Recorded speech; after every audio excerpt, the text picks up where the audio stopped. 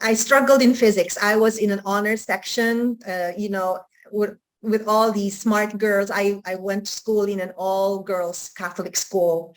And I particularly struggled in physics. And I said there should be a way for us to teach physics in a more engaging, interactive way and a more fun way that you don't have to have anxious, you don't have those panic attacks or anxieties when you go inside the class or when the teacher comes in. So going back to your question about being the champion of the geeks. I always believed when I first started the robotics program here in the Philippines, oh my goodness, you probably weren't even born yet, 1999. That was a long time ago, some 21 years ago. I had to struggle because another challenge was teachers only thought that robotics is about the movies, right? Oh my gosh, I'll be dated. Voltus 5, you probably don't know that. Transformers.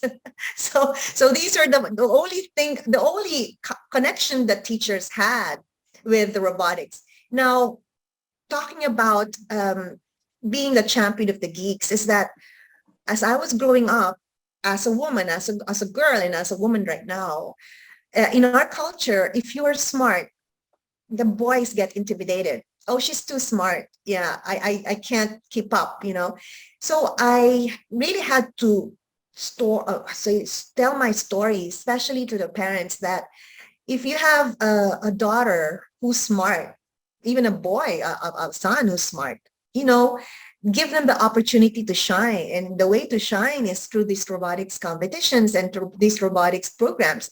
So every time I talk to parents and during the PTA, the meetings, I would say, if you have a daughter or a son who's inclined in STEM or science, technology, engineering, mathematics, go and support your child, because that's the future. And look at where we are now. It's all these STEM, all these graduates in STEM are the ones thriving.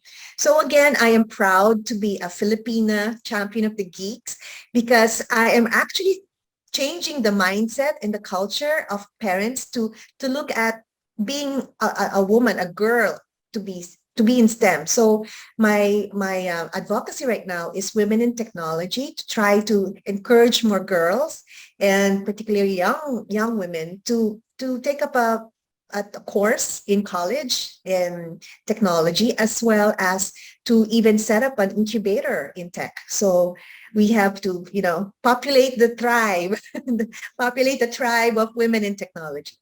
So that's Yeah. my story.